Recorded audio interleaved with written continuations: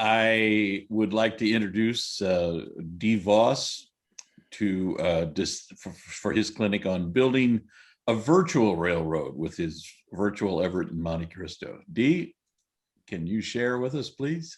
This is hopefully not a reiteration of what I did here about 2 months ago, I guess, at the Eastside Clinic. It does have some of the same slides into it, but I hope to this time jump into the actual TrainZ program and show you how I was able to create content in it.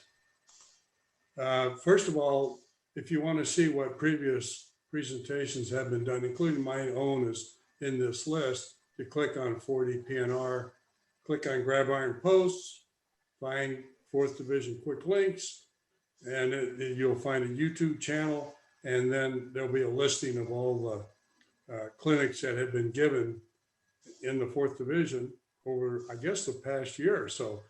It's a fantastic resource. So if you're interested in me going a little bit slower with this presentation, and I've knocked out some slides, you can go there or find somebody that's maybe even more interesting, I'm sure. Okay, a few photographs of what's in TrainZ to just give you a sense of what can be created. On the left here, we have a photograph of in Everett, in the Puget Sound along the waterfront, one of the many mills there. And then on the right of that is the duplicate of that mill. I am missing this one building, and you can see right here. I think you can see my arrow. So that's something I have to put into. Another photograph along the waterfront. This one is along the Puget Sound to the left, looking north. And they're just a whole lot of little buildings. A little bit later than this photograph, Weyerhaeuser came in, and that's what I've created is the Weyerhaeuser Pier that is here. But if you look way north, you'll find out some of the other structures that were there. And if you get up to the 14th Street dock, photograph on the left of what it looks like back then, and what I was able to create using TrainZ and some other programs, which I'll discuss a little bit later. By the way, jump in anytime to ask questions.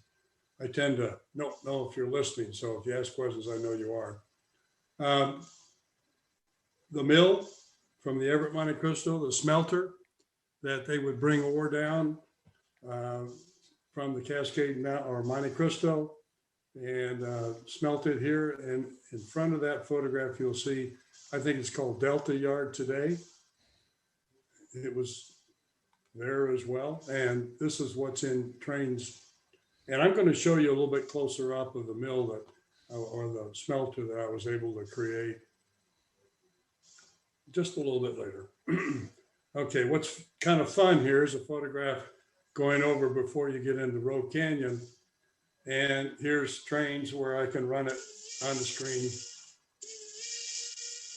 Kind of cool. And by the way, just so I don't forget it, when I'm in the program, other people can be in that same program, and we can have multiple operators wherever in the world operating this layout, if you want to call it that, this simulation with multiple trains going. So it's kind of a, I've never tried it, but a lot of people think it's really a cool thing.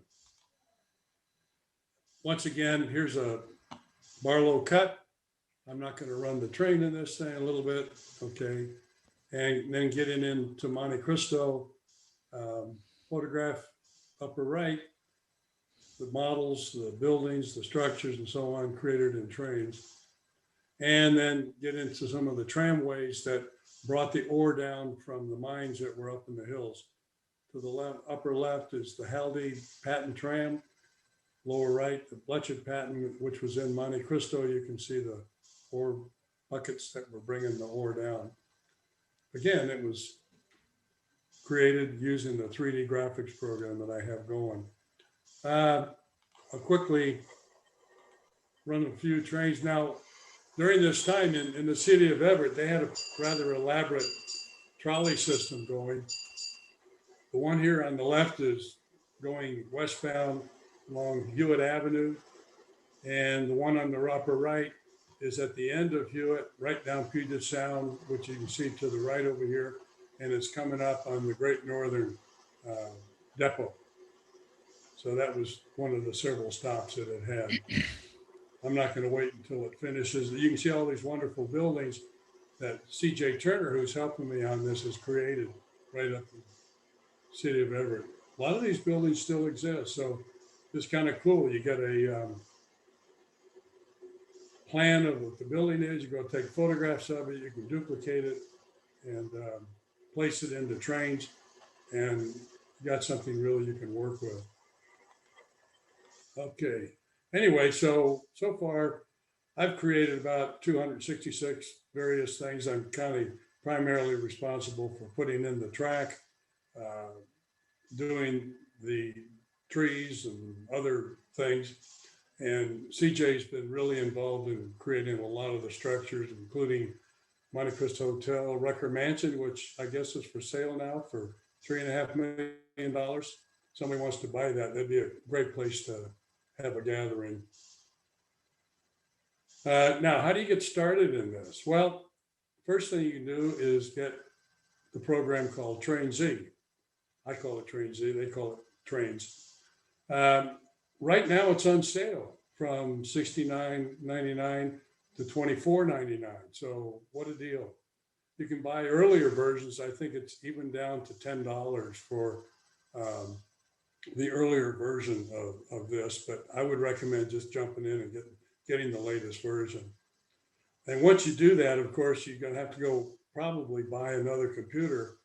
I recommend a game computer which has a very good graphics card in it. I purchased an Asus laptop, has Intel Core i7 processor in it with a NVIDIA GeForce 960M. That's kind of on the lower end of what you can buy today. So you might want to go a little bit more than that. I think you can get it for anywhere between $900 and $2,000. You get one that works very well. Mine still works very well.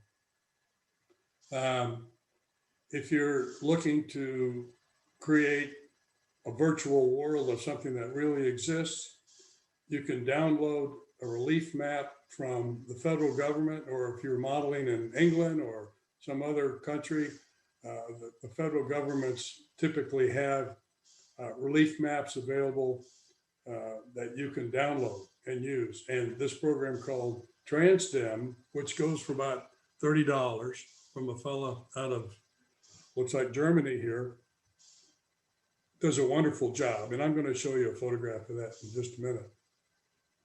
And what you do is you download the relief map, and it's just nothing but a blob of green. You don't know where the devil you are until you start pasting georeferenced maps on it, like a USGS map or a Sanborn map or a train route map or some other map that you feel that you can geolocate the four corners of the map, and you can lay it right down on the surface. And then once you've done that and feel like you got something pretty good, you export it into TrainZ. And this program called TrainZ does have a TrainZ application to it. So it's pretty cool. And start laying track. So here is TrainZ, and you can see there's some relief here going on. And that's after a map has been pasted down on the surface. And then you export it and then import it into TrainZ. And again, this is kind of what you end up with. So it's a very good start to what you're trying to do.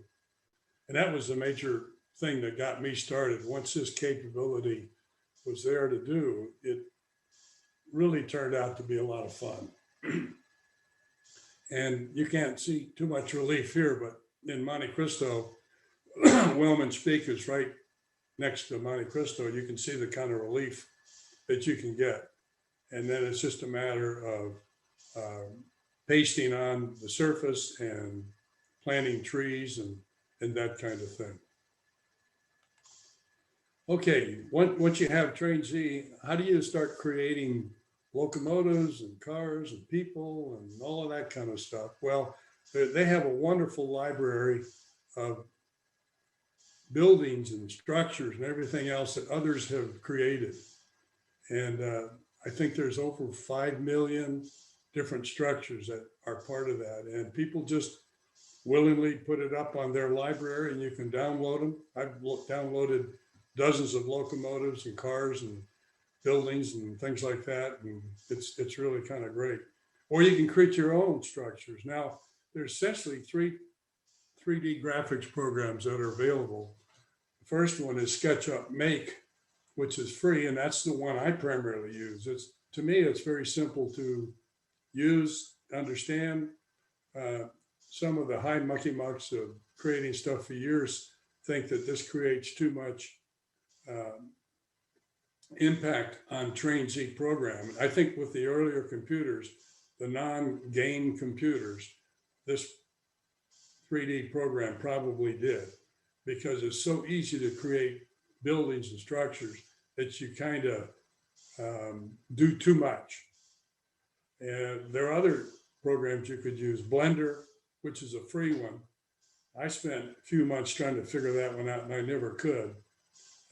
But it really cuts down on the impact on the program as well. Now with a game computer, I've not seen the difference between these of Blender structures that others have created or the ones I've created using SketchUp. There's another program that's very expensive, a professional one, Gmax. It's kind of out of date, but it still does work, and a lot of people are still using it. The one thing about these last two 3D programs is they're capable of creating moving parts or animations. In other words, if you want to create a locomotive that chugs down the track, one of these two programs is the way to do it. SketchUp Make does not have that capability.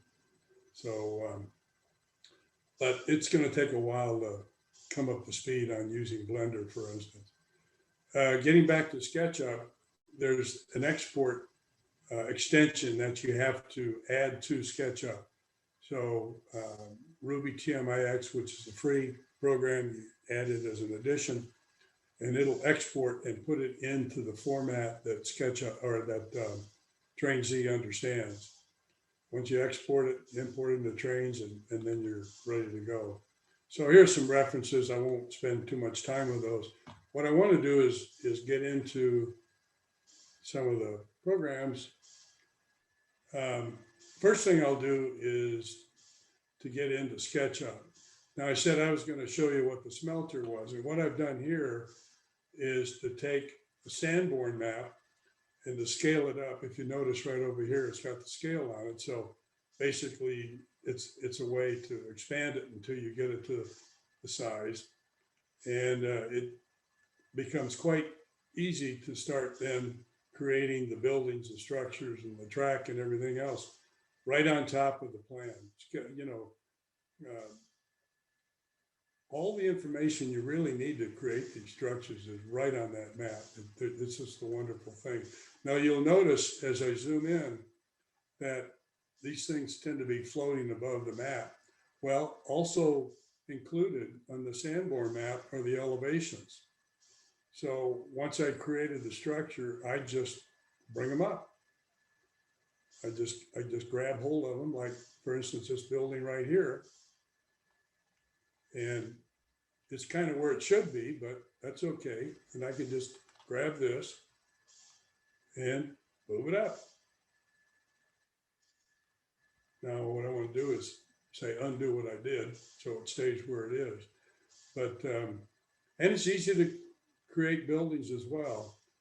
You might notice, for instance, here's one that I have not yet created. But if I do want to create one, I just go ahead and say, okay, let's create a box here. And got that. I select it. Now I want to bring it up. Let's say I want to bring it up 15 feet. So I bring it up. And if you look in the lower right, it said I brought it at 18 feet, 5 inches and something. But if I do nothing else and I just type in 15 feet, now it's 15 feet high. And if I want to paint the side, and let me grab material. I'll say, let's paint it the same as this. So there you go. And you just work your way around and start creating structures. So once you're happy with it, you think it's a pretty good thing to do. Let me bring this down because I got something in the way. Okay, then I go into this extension, which is called Ruby TMIX. That's something you can download for free and add it as an extension. I go ahead and say, okay, export this thing. Now it's going to warn me that I've got something I haven't saved. Well, I'm going to not save it, but I'm just going to show you what the export part of this does. And you can see there's a whole lot of options there. This number is a number I created, so I know what number a structure is or whatever I'm creating has a unique number to it. Describe it, and I can create a spline, and I'll show you a little bit of that later with a lot of other options you can see. So once I export it, it creates a subdirectory with all the files that TrainZ understands to use. So now go ahead and cancel that, get out here. And if you want to import it, here's a list of all the content that I've created. And I could go up and down it. I forgot how many are in here, 335, I guess. But it also shows 5.8 million items that are available. And that 5.8 million, most of those are in the library. So you can see there's a lot of content that you can download and use if it fills your need. Some of it's, you have to pay attention that when you download it, somebody will say, you can use it, but you can't sell it. You know, if it's free to others, fine, but you cannot put it in a commercial product and sell it. So you have to watch that. Okay, so let me minimize that. Now behind that is a development part of the program, and you see these circles. Those are connection points and other things that you can do. And here I am right on Hewitt Avenue in Everett, and you can see a lot of the stuff that we've created, all the lines over the top, catenary and all of that kind of stuff. Well, it's rather complicated. And I started playing with different parts of train track and street and catenary. And I was wondering if I was going to all make it kind of come together. And it was kind of a difficult thing to do. So what I did was in Sketchup, I created all the elements of this trolley track, street, catenary as one structure. And I'm going to find an empty space just to show you what I mean. So if I come over here and I say brick road, 100-foot wide sidewalk with 2 sidewalks. I think it also, yeah, and has the catenary in it. So I'll come right here and I will create it. And so there you go. And you can see it stretched as I moved around with it. And it's just a matter of then connecting the pieces and moving on. So I've actually, in the config file that goes along with this, it says, okay, define 2 pieces of track offset from the center of this structure you've created as train track. And so it's an active train. So once you get all that stuff in there, then you can go into here. I've got, now this is the live version where I can actually run things. You notice I've got a tool that I created over here because when you're laying track, you don't necessarily make a perfect number 5 and number 7 or number 10 turnout. So this is set up to where you can do that. You can get it reasonably close. I was fortunate, I uploaded that to the library in TrainZ, and other people are using it as well. So here's get here, and Turn around a little bit here.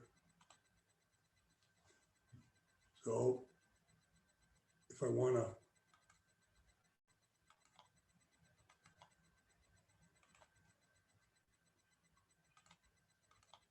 I guess I can't do sound. It doesn't look to me like I'm doing sound. So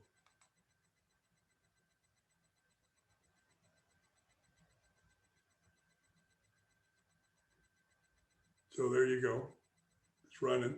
Now, one good thing about this too is if you want to uncouple, you just go in here to the uncouple tool right here, and it'll show where your couplers are. So I don't need to put any magnets on the track to make sure I'm over a magnet. I can just do an uncouple, do that one. Now that's uncoupled. And then again, if I move forward,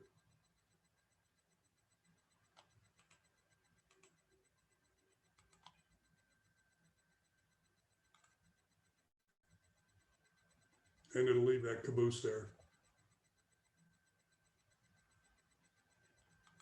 Now, one thing, did I mention that this thing, yeah, it'll do multiple operators.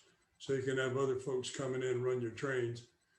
Again, I've not really tried that. So, but I think a lot of people that have, they're very, very happy with it. And they're making it easier and easier as time goes on.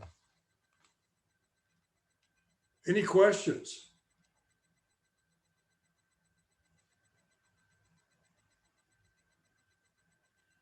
How do you tell which way the switch is set there in front of the locomotive? Well, okay, good question.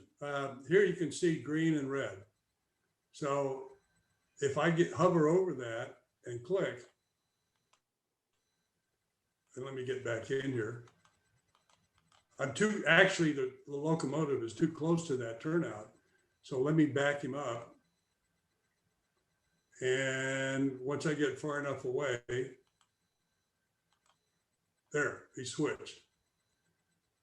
Now, the other thing is if this irritates you when you're in a yard or something, you got a lot of turnouts and you got a lot of these darn things, they're always on.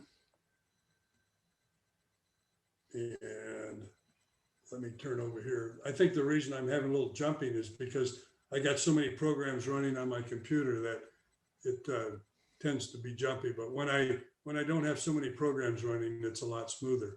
Now I can turn that off, Junction Overlays. So now they're off. So now you have to know where they are. If I hover over it, then it shows up. Then I hover over it, you can see I can switch them. But if I turn that back on, then you know where all the turnouts are, and you can get at it that way. Now, another nice thing is that, let's say that I want to get in the cab. Make sure, let me make sure I'm good here. Okay, it looks like I'm good. Okay, here I get in the cab. And I'll start running. And I can rotate around, look outside, spin all the way around. Well, I'll go the other way. So you can see now if you're adventuresome, you can actually run this locomotive using all of the controls in the locomotive. Right now, I'm not running it that way, obviously. But you can do it. Boy, you learn a lot real quick, I'll tell you, how to make these things run. You got to be putting water in, you got to be, the speed and everything else, whatever you're doing, you got to pay attention. Now, I did try to do that in a trolley car, and that was kind of fun. Hey, Dee, Yeah. can you mentioned running the locomotive and learning a lot. Can you have like multiple people run like a steam engine? So could you have like a group, like a fireman and an engineer and all of that in one locomotive? I don't think so, but I'm not sure. I think that when you're running a locomotive, you have total control of it. So you're having to play both parts. So if you need some coal, or you need to crank some water or something like that, you as the engineer would have to do that as well. Sure. I Now, just you think, could you could have another person running another locomotive, yeah, obviously, side by side or whatever, is appropriate there, but you're pretty much in control. Now, let's say that I wanted to be in this caboose. You put an attachment point in the caboose. And I did create this caboose, by the way, in SketchUp. And if I come over here, now he's the engineer, and well, I'll click on the caboose. Click on this caboose guy right here. And then I come up into the camera mode and I go in here. Now I'm in the caboose. And I can do that in passenger cars or, whatever else is appropriate.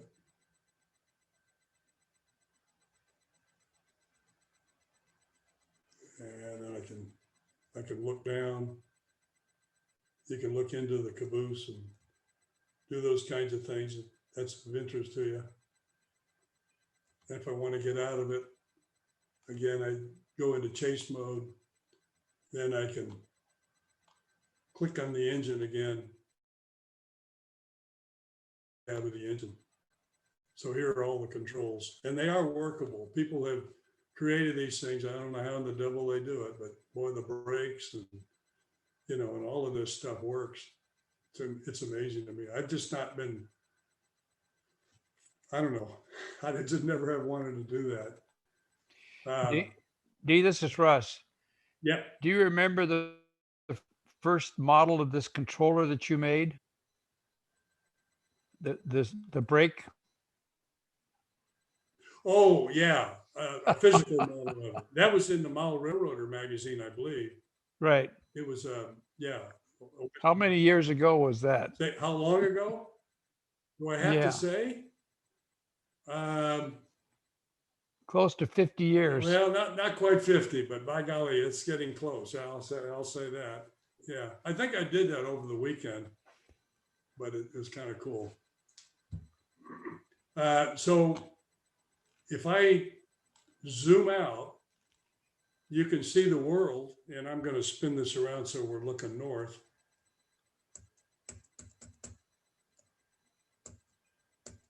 And there. So that's the world of the Everett Monte Cristo Railroad. And I'll click here to move it over. So Everett is here, City of Snohomish, Rogue Canyon, and then a little bit further over, you get into Monte Cristo. And I can click over here in Monte Cristo and zoom in, and you can see the things that are in there as well. Oop, a little too close. And you notice that I was able to bring in some other maps. Let me see if I can, there's part of a map that I brought in so I could get everything in the correct location.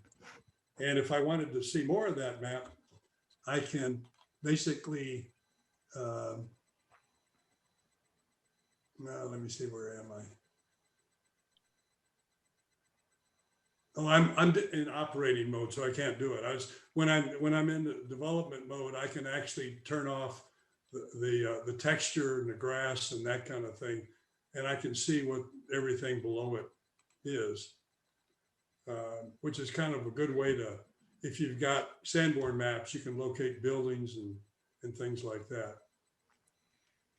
in pretty good fashion. Let me see, zoom down. And you can see here's Monte Cristo and then Wilbins Peak up there. So it's a lot of fun if you're interested in seeing what the entire world of the Everett Monte Cristo or whatever your favorite railroad is. This is a good way to do it. And like I said, all of these mountains that you see here were downloaded from the federal government. So all that work and getting it correct has been taken care of for you.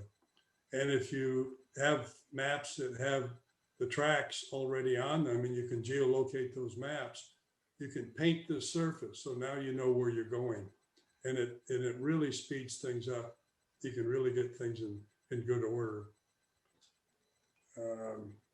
How would you say it's just too bad you don't have sound, because having sound is half of the fun. Well, it is there, and I may have turned it off just so it didn't interfere with what else was going on. So I'm not sure why it's not working, but the sound certainly is there. Yeah. Here, I'll zoom back out again and try to get back down to Everett.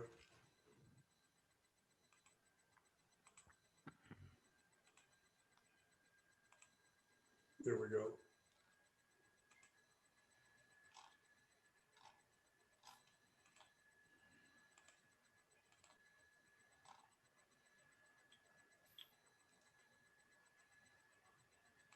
Get out into the waterfront. And you can then see all the stuff that was along the waterfront back in about 1910.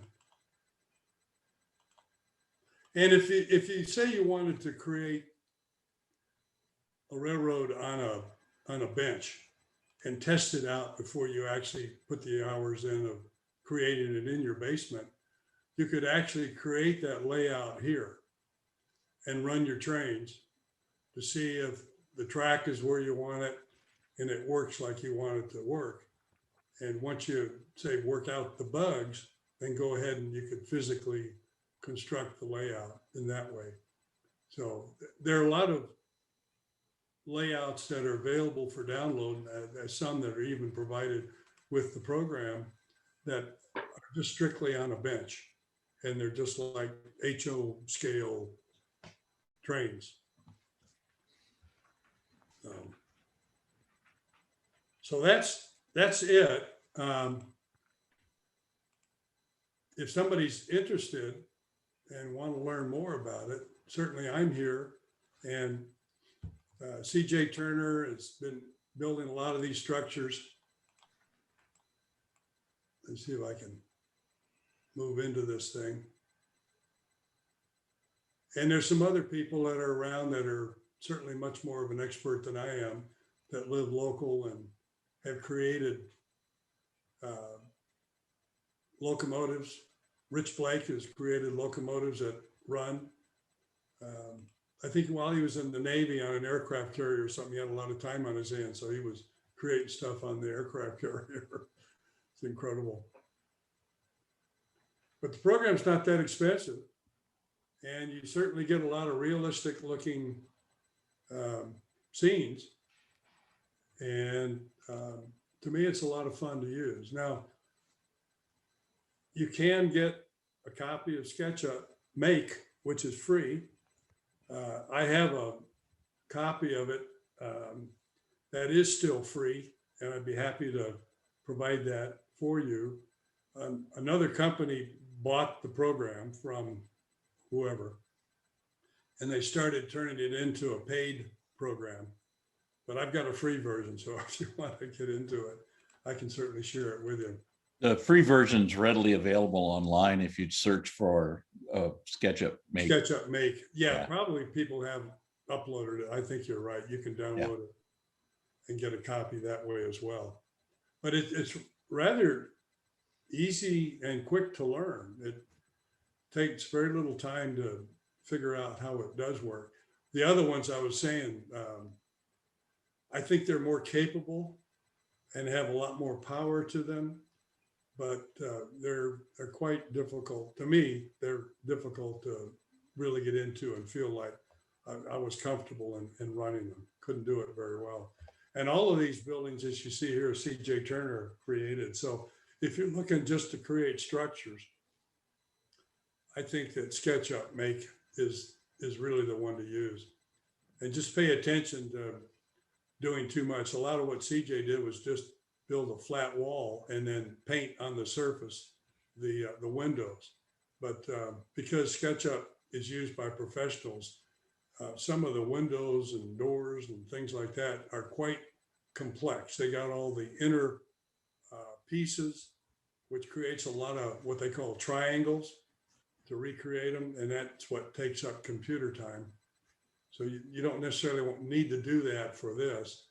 Even if I got down here low enough and now I just zoom into the building, it might just kind of, you see how it opened up, because inside the building, it's not been painted with a texture. And so that helps also to cut down on the amount of computer time it takes to create the building.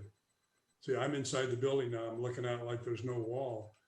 So depending on what you want to do with it, like in the smelter area where I am, where the trains are running into the building and you're dumping stuff, you do want to finish off the inside. So if you happen to be in the cab of the locomotive, it looks like a finished building inside. No. But I found it to be a lot of fun, and unfortunately, it takes a lot of time away from the railroad in my basement. But I was so curious about what happened to the other 120 miles of Everett, Monte Cristo, because I could only do like 1.5 miles in the basement. And this gave me that opportunity to figure out what else was going on down there. And if I actually ran the locomotive or the trains or whatever from Everett to Monte Cristo, it would really take me like 3 hours to get there. You know, if I'm going 30 miles an hour, that's what it's going to take. Go to 108 miles or whatever it is. So, but it is a lot of fun. Any other questions? Yeah, Dee, could you say a little bit about how you develop the grade, both horizontal and vertical, for the rail line? I mean, does the input base map that you get from the government, does it have the precision that you can find the original grade, or do you have to create the grade in your 3D world here? The relief map that I downloaded, I believe, was on 40-foot contours. And so what I was, and the one place I really found it was difficult was in Robe Canyon, because you don't get the sharp cuts and the grades and all of that kind of stuff. And so I really had, now, fortunately, I was able to get a copy of the engineered drawing that the Northern Pacific created in 1905 that drew the line, the grades, and everything else that you really needed to know about. So when I got into Robe Canyon, I picked key points along the route, and I said, okay, the track is at this elevation here, and that elevation there, and then I started to adjust the smooth mountains to get the cuts. For instance, here I am, I believe I'm just coming into Tunnel 2. Well, no, actually, let me see. Let me get up a little bit further. I don't know if I have, I don't believe I have a locomotive available, but I can at least run along the grade. And I'm coming up what I call Tunnel 1. There were 6 tunnels, and I was able to do 3 tunnels on my physical layout. This one, of course, I was able to put all 6 tunnels in. But you don't get the sharp cuts like this is showing. You have to basically cut them in. But in a way, it comes somewhat easy, because I could put the track in even if it was below the ground. And there is a tool in there that says, okay, adjust the ground to agree with the track. So it would cut and fill for me, which is kind of nice to do. And if you give me just a little bit of time, what I'm going to do is to minimize this version and bring up the other one if I didn't close it, and I didn't. And I'm going to go to Rogue Canyon again. And I got a white space here because there was some track running here, and I'm still kind of playing with it. They call it cutoff, and it was going to some log mills and stuff. But and I come over here and I come down. I'm getting into the water, but yeah, there's track right up here. So I've got track right up here. And so, of course, that nice flat area for the track didn't exist, but then I could click on it and this tool right here, smooth spline, I'd click on this piece and it would then do the cut and fill for me. So that turned out to be a nice thing to have. Yeah, So I got lucky with the engineer plan that was available. Other than that, you know, you almost have to play it by ear. But that's really powerful that it will do the cut and fill for you and kind of Yeah. move the contours out around the track. That's amazing.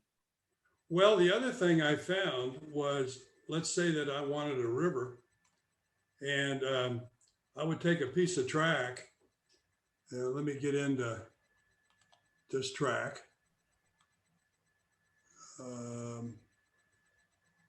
Well, let me do this. I'll say choose this piece of track. Now it found it for me, and let's say that over here I got a piece of track going in, and let me say there's a cut there. So I'm going to basically smooth that out. And now I got a cut. So it's a good way to use track as a tool to put cut and fill in. And then if I wanted to make that, now there's a lot of rock and stuff in here, but let's say I wanted to paint it, and I choose this color or whatever it is that I'm doing, then I just come, and I can make it smaller. So I make it a little smaller. Over here, I'll make it scale down, and I want this in here. So now I just kind of do that. So now I got a creek coming into the river. So I use track a lot to kind of put the rivers in and the creeks in and those kinds of things. It really helps out a lot. It's a lot easier than plaster cloth or pink foam. Yeah, but when you got 128 miles worth of world to take care of, there's millions of trees and a lot of creeks and all of that kind of stuff. Yeah. Now, the one thing that I really didn't play with, these bridges, a lot of people create these bridges, which is kind of a cool thing. They're on a spline, so you don't have to have a perfect, I hope you can see that bridge that's in there. I believe somebody did create it. And let's say that I'm going to choose that here. And I believe I got it. No, I don't have it yet. Let me go to, I think maybe this is a different one. Yeah, let me get up here. Maybe it'll do it here. So that's track. Get me some track. Yeah, bridge trestle standard.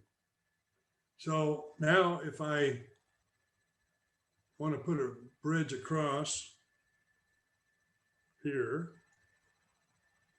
say from there to there, I'll just start up here. Oop. Let me get away from that connection point. Make sure I'm in a layer that's appropriate. Yeah, I'm in a route layer. Okay, well, I'll start down here far enough away from those other connection points. And I'm going to add a bridge across there. So it stretches. And a lot of times I'll actually use, because sometimes it's difficult to see the contours and where the low points are, say across a river. I'll use the bridge to find those low points. So the longer the vents, the lower the ground level is. And then if it's a curved bridge, you can do that too. If I create let's say a point in the middle, I'll create another attachment point right here in the middle of the trestle. And then I say, oh yeah, that thing's kind of a curve. So I'll just go ahead and curve the darn thing. So in that way, it works reasonably fast. To many, if you don't have 10,000 buildings and 4 million trees to put in, it goes pretty fast.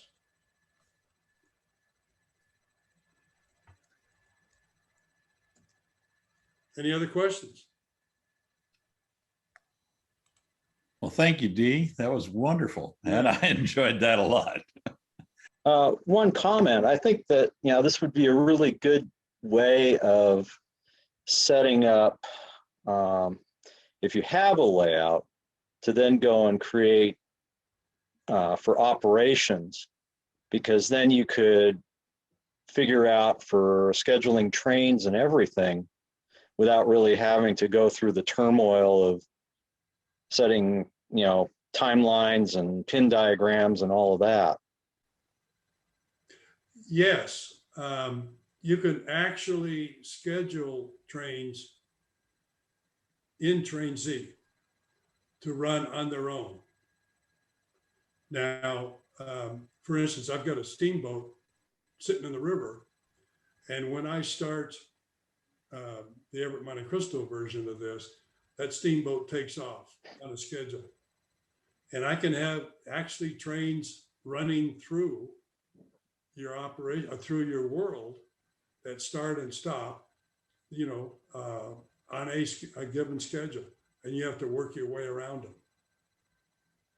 So it is a good way to, figure out how things would work.